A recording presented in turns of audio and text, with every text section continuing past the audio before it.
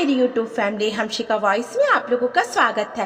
कहानी अच्छी लगे तो लाइक कमेंट शेयर कीजिएगा और चैनल पर न्यू है तो चैनल को सब्सक्राइब कीजिएगा। आइए सुनते हैं फिर से एक नई कहानी।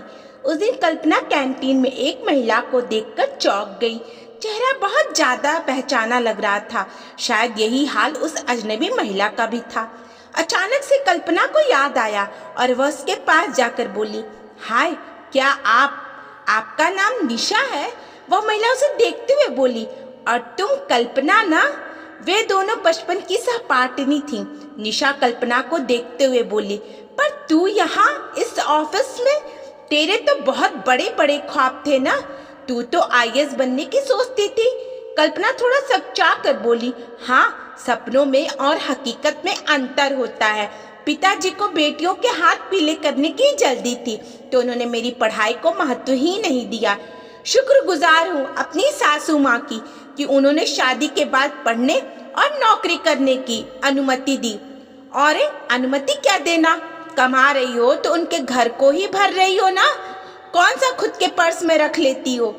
निशा बालों को पीछे झटकते हुए बोली, नहीं नहीं, मेरी सासू माँ ऐसी नहीं है। वह मेरी कमाई का एक पैसा भी नहीं लेती है। अच्छा चल, अब तू भी यहीं पर नौकरी कर रही है तो किसी दिन मिलकर बैठते हैं और बहुत सारी बातें करते हैं। ऐसा कह कल्पना कैंटीन से अपने डिपार्टमेंट में वापस आ गई। 2-3 दिन के बाद एक दिन लंच टाइम में निशा कल्पना को ढूंढती हुई उसके डिपार्टमेंट में आई और बोली, चलना कैंटीन में जाकर खाना खाते हैं। निशा को देख करके कल्पना खुश हो गई। बचपन में भले ही वो दोस्त नहीं थे, पर साथ पढ़ने वालों को देखकर उनसे आने वाली अपने शहर, स्कूल, बचपन की सौंधी खुशबू से अपनेपन का एहसास तो होता ही है। कल्पना बोली, मैं तो टिफिन लाई हूँ, आजा तू भी साथ में ही खा लेते हैं। टिफिन में रखे गर्मा गर्म उत्पम, चटनी और सांभर को देखकर तो निशा बोल पड़ी, हे भगवान, ये सब बनाने के लिए तुझे कितनी सुबह उठना पड़ा होगा। मुझसे तो ये सब होता ही नहीं है। कितने दिन हो गए हैं ऐसे घर का गरम नाश्ता किए हुए। मैं तो कुछ बनाती ही नहीं हूँ। सुबह काम करके आओ, शाम को जा करके फिर काम करो। ना बाबा, मुझसे तो नहीं हो पाता है। तू कैसे सुबह सुबह इतना सब गरम नाश्ता बना लेती है? कल्पना ने बोला, मैंने नहीं, मेरी सासू माँ ने बनाया है। सुबह का नाश्ता मुझे वही बना करके देती हैं। ये सुनकर तो निशा की तो आंखें चौड़ी हो गई।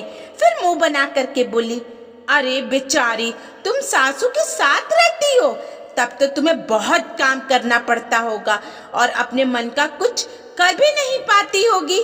ना अपने मन का खाना, ना पहनना, हर वक्त सास से दब कर रहना। कल्पना उसे नकारते हुए बोली, नहीं, ऐसा कुछ नहीं है। मेरी सासू माँ तो मुझे शाम को रसोई में भी जाने नहीं देती हैं। कहती हैं थक कर आई हो, जाओ पहले थोड़ा समय आशीषी बेटी के साथ खेलो, थोड़ा समय मानसपति के साथ बिताओ। अभी मेरे हाथ पैर चल रहे हैं और तुम्हारे खेलने खाने की उम्र है। काम करने को जिंदगी पड़ी है।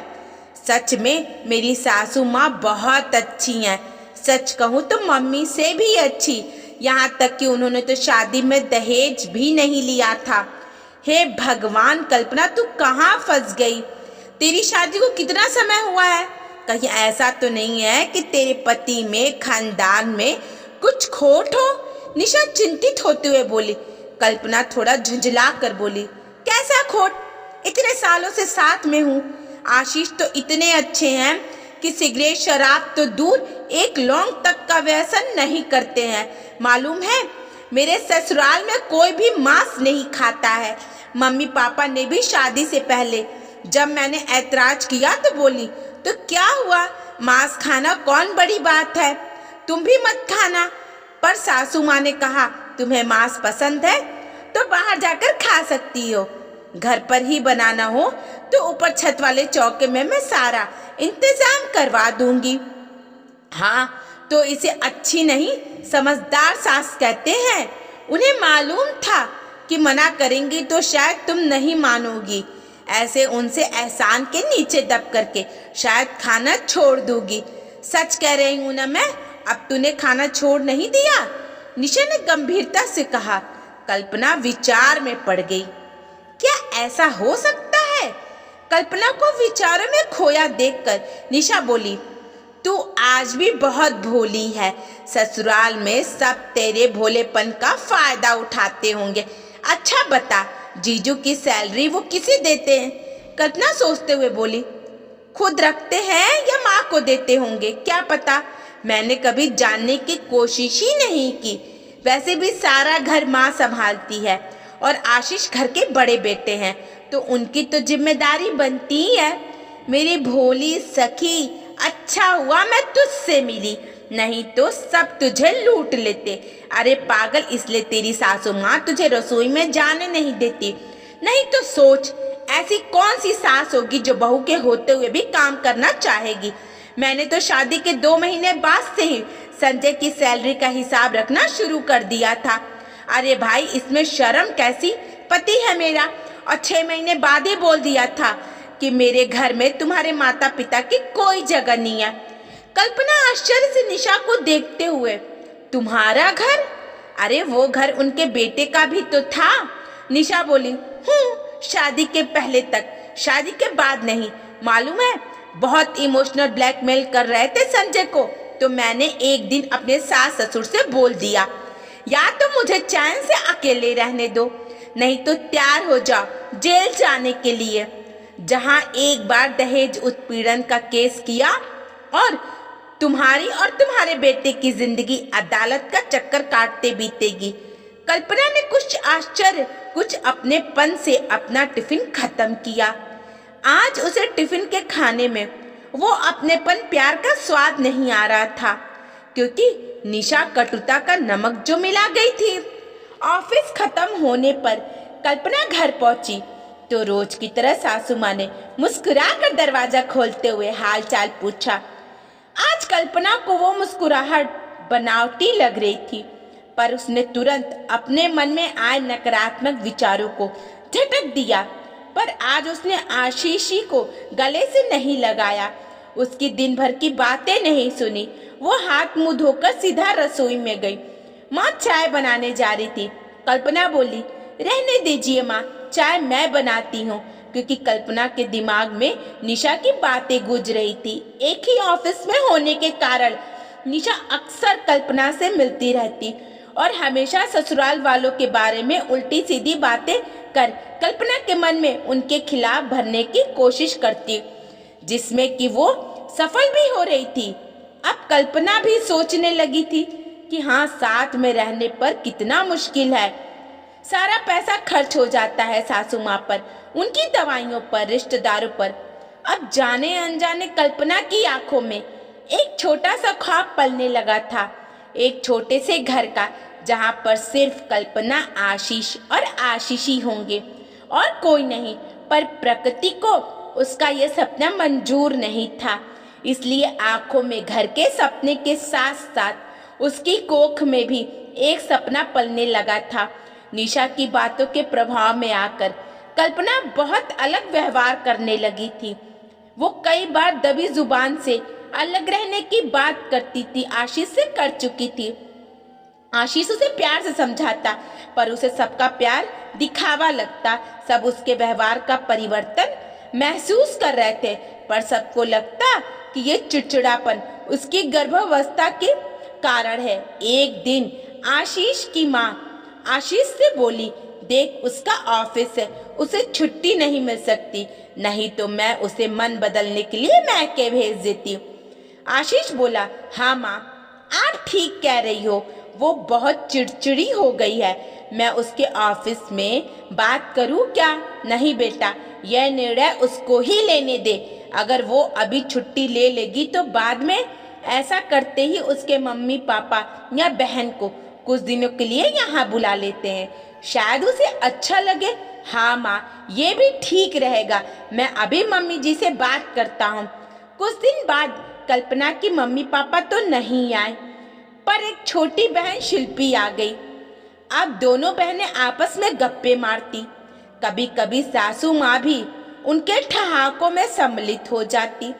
एक दिन शिल्पी बोली, मानना पड़ेगा दीदी, तुम बहुत भाग्यशाली हो जो इतनी अच्छी सासू माँ मिली है। कल्पना मुंह बना करके बोली, तू भी ना इनके बहकावे में आ गई। कोई अच्छी नहीं है, सब नाटक है, बेटे को काबू में करने के रखने के लिए। इसीलिए तो दहेज नहीं लिया कि बहू एहसान तली दबी रहे। इतना कहकर कल्पना तो वहां से हट गई, पर शिल्पी सोचने लगी, इतने सालों से सासू माँ की ससुराल की जीजू की इतनी तारीफें करने वाली मेरी दीदी को ये क्या हो गया।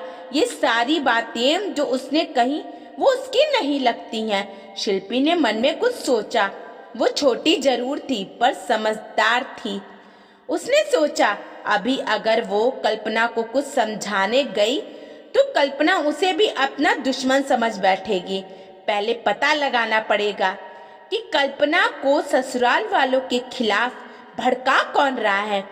रात तो जब तीनों मतलब कल्पना, शिल्पी और आशीष सोने जा रहे थे। हाँ भाई, साली साहिबा आई हैं तो आशीष दूसरे कमरे में सोता है। तो आशीषी की कहानी सुनाने की जिद पर शिल्पी बोली, चलो आज मैं तुम्हें कहानी सुनाती हूँ।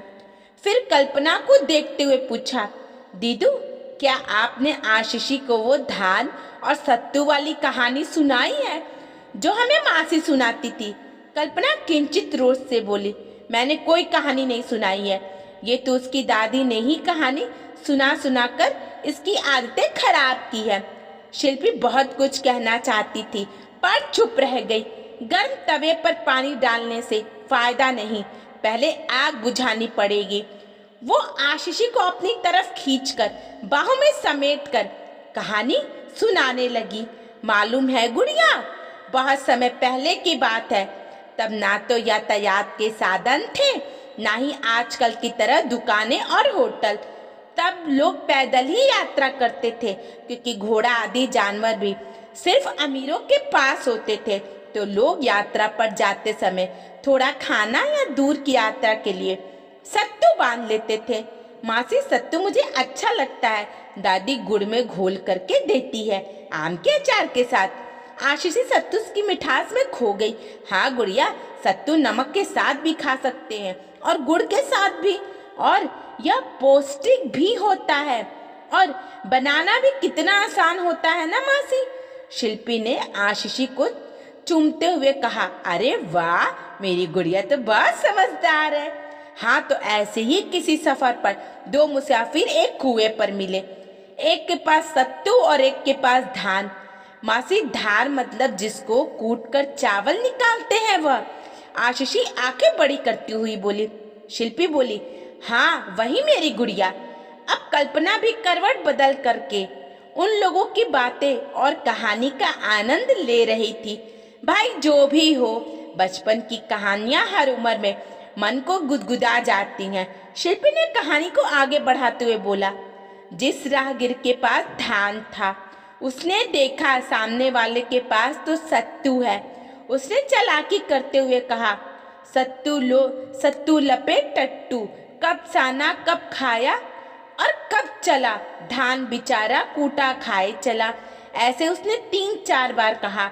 तो जिसके पास सत्तू था उसके कहने में आ गया।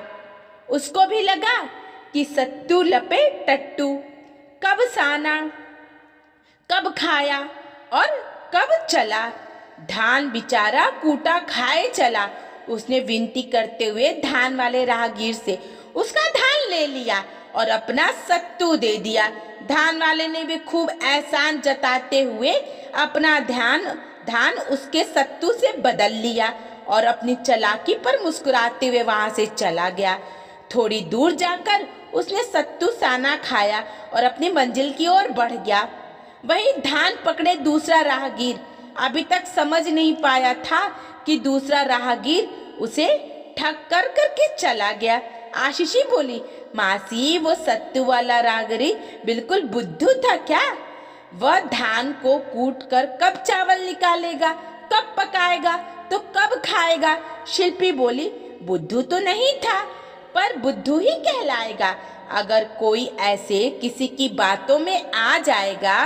आशीषी बोली, मासी ऐसा नहीं होता है, कोई भी इतना बुद्धू नहीं होता है कि बिना सोचे विचारे किसी की बातों में आ जाए। शिल्पी बोली, गुड़िया अभी आप छोटे हो, दुनिया ऐसे लोगों से भरी पड़ी है, आप समझ में नहीं पाते। कभी ये अपनी मीठी मीठी बातों से आपके दिमाग पर काबू कर लेते हैं। फिर आशीषी की ओर देख करके बोली, दीदू जग रहे हो या सो गए हो? वो गाना याद है ना जो मम्मी बचपन में सुनाती थी? इतना कह करके वो गाने लगी, मीठी मीठी बातों से बचना जरा, दुनिया के लोगों में है जादू भरा। आशीषी भी साथ में गाने लगी। मासी पूरा गाना सुनाम ना? नहीं गुड़िया, अभी सो जा, सुबह स्कूल जाना है ना। पूरा गाना कल स्कूल से आकर नानी से फोन पर सुन लेना। शिल्पी और आशीषी तो सो गए, पर कल्पना की आंखों में नींद नहीं थी। वह मानो बचपन में पहुंच गई। उसके कानों में बार बार सिर्फ यही गाना गूंज रहा था, मीठी मीठी बातों से बचना जरा, दुनिया के लोगों में है जादू भरा। दूसरे दिन शाम को जब कल्पना ऑफिस से घर आई तो चाय वगैरह पीने के बाद शिल्पी बोली, दीदी आप मुझे कहीं घूमने नहीं ले गए? इस बार कल्पना बोली, इतने सालों से तो हर बार घूमती है, अब कुछ बचा भी है तेरे लिए। ठीक है, कल छुट्टी है, कल मॉल चलेंगे। क्या दीदू, मॉल तो मैं वहां पर भी घूम लेती हूँ। आपने बताया था ना कि आपकी बचपन की कोई दोस्त यहाँ आपको मिली है, वो कई बार आपके यहाँ घर पे भी आ चुकी है। चलो ना, मुझे उससे मिलवाओ ना। शिल्पी ठुनकते हुए लाड से बोली, ठीक है तो उसे कल घर पर बुला लेती हूँ। कल्पना खुशी से बोली। शिल्पी बोली, दीदी मुझे घूमना है, आप उनको क्यों बुलाओगी? चलो ना हम जाकर उनको सरप्राइज देते हैं। कल्पना बोली, हाँ ये भी ठीक रहेगा, वैसे भी वो कई बार मुझे अपने घर आने को कह चुकी है, उसे अच्छा लगेगा। वास्तव में शिल्पी ने कुछ दिनों में विचार करके यह निष्कर्ष निकाला कि जब से दीदू ने अपनी सहेली के बारे में बताया था, उसके बाद से दीदू का व्यवहार बदल रहा है। दूसरे दिन दोपहर को खाना खाने के बाद आशीषी, कल्पना और शिल्पी तीनों ही कार से निशा के घर के लिए निकल गए। रास्ते में उन्होंने निशा की बेटी के लिए उपहार और चॉकलेट भी ली थी। निशा के घर पहुंचते उन्हें लगभग 3 बज गए थे। कल्पना थोड़ा नाराज हो रही थी कि मुझे निशा को फोन करके बताने तो दे कि हम आ रहे हैं, कहीं वो घर पर नहीं हुई तो क्या हम इंतजार कर लेंगे? पर सोचो उनको आपको सरप्राइज कितना अच्छा लगेगा। इस बात पर कल्पना मुस्कुरा दी।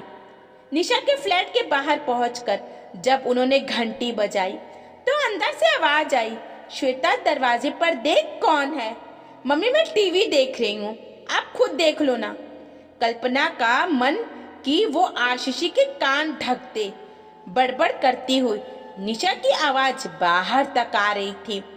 दरवाजा खोलते हुए भी वह कुछ बोलने जा ही रही थी, पर कल्पना को देख करके जबरन मुस्कुराते हुए बोली, अरे तुम फोन कर दिया होता मैं आ जाती, ऐसी हालत में तुम क्यों परेशान हुई? उसकी बातों से खुश होकर कल्पना बोली, तू मेरा कितना ख्याल रखती है, पर ये शिल्पी मेरी छोटी बहन आई हुई है ना, ये तुमसे मिलने चाहती थी तो बस तुम्हें सरप्राइज करने के लिए फोन नहीं किया। शिल्पी बोली, निशा दी, डॉक्टर ने दीदी को घूमने फिरने को बोला है, वैसे क्या आप हमें अंदर नहीं बुलाएंगी? निशा अचकचा कर एक और हटते हुए बोली, आओ ना, अंदर आओ ना। फिर अपने अव्यवस्थित घर पर नजर डालते हुए बोली, क्या करूं, कामकाजी हूं ना, तो घर का समय ही नहीं दे पाती घर को। रविवार का एक दिन मिलता है और पति और बेटी के साथ बिताने के लिए, उनमें भी घर की साफ सफाई करो तो ये नाराज है कि तुम्हारे पास तो मेरे लिए समय ही नहीं है। पर मम्मा पापा तो सुबह गुस्से में कह रहे थे कि ना जाने कैसी सुअर से पाला पड़ा है, मुझे इस गटर में नहीं रहना।